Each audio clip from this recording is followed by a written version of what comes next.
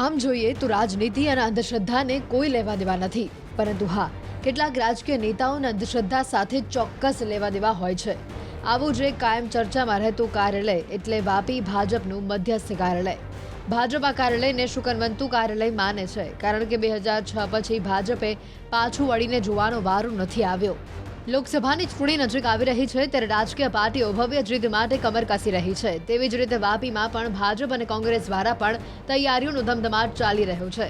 ત્યારે વાપીમાં ભાજપે મધ્યસ્થ કાર્યાલયનું ઉદ્ઘાટન કર્યું હતું।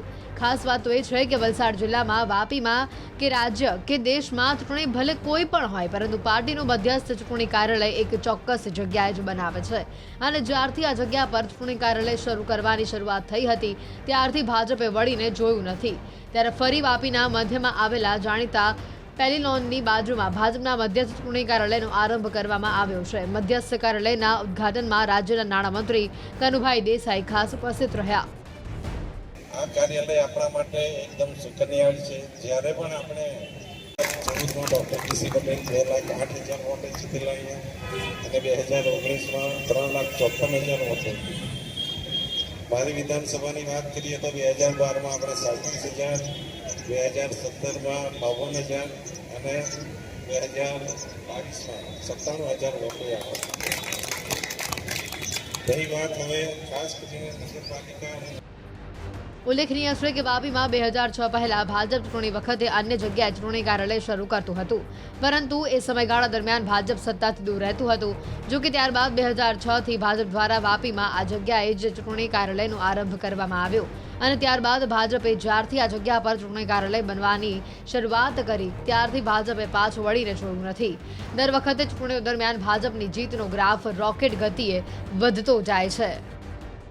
આપણે જાણીએ જ છીએ કે આ મધ્યસ્થ કાર્યાલય વાપીમાં એ રીતે અમે એનું આયોજન કરીએ છીએ કે લોકો વાપીના મધ્યમાં રહીને લોકો આખા વાપીના સરાઉન્ડમાં આ પારડી વિધાનસભાનું મધ્યસ્થ કાર્યાલય વાપી ખાતે બનાવેલું છે। એટલે પારડીના વિધાનસભામાં જેટલા બી અમારા મંડળ આવતા છે એનું મધ્યસ્થ કાર્યાલય છે।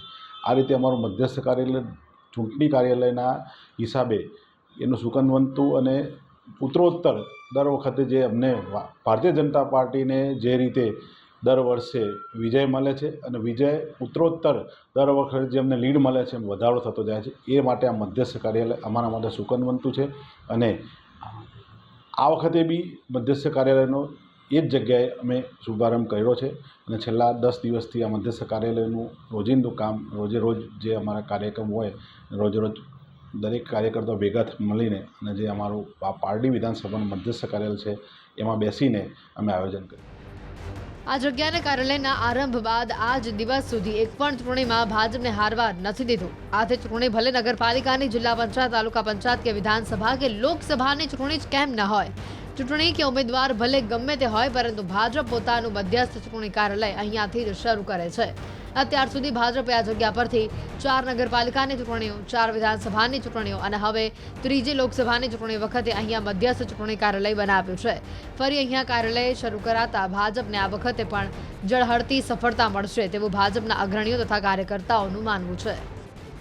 2006માં પહેલીવાર અહીંયા જ્યારે નગરપાલિકાની ચૂંટણી વખતે મધ્યસ્થ કાર્યાલય રાખવામાં આવ્યું ત્યારે પહેલીવાર નગરપાલિકા 1995માં અસ્તિત્વમાં આવ્યા પછી નગરપાલિકામાં બહુમતી મળી હતી, અને નગરપાલિકામાં ભારતીય જનતા પાર્ટીના નેતૃત્વવાળી નગરપાલિકા અસ્તિત્વમાં આવી હતી। એ જ રીતે ત્યાર પછી 4 વિધાનસભા અને 2 લોકસભાની ચૂંટણીમાં પણ નિરંતર અહીંયા વિજય પ્રાપ્ત કર્યો, અને એ વિજય પણ માર્જિન વધારતા ગયા।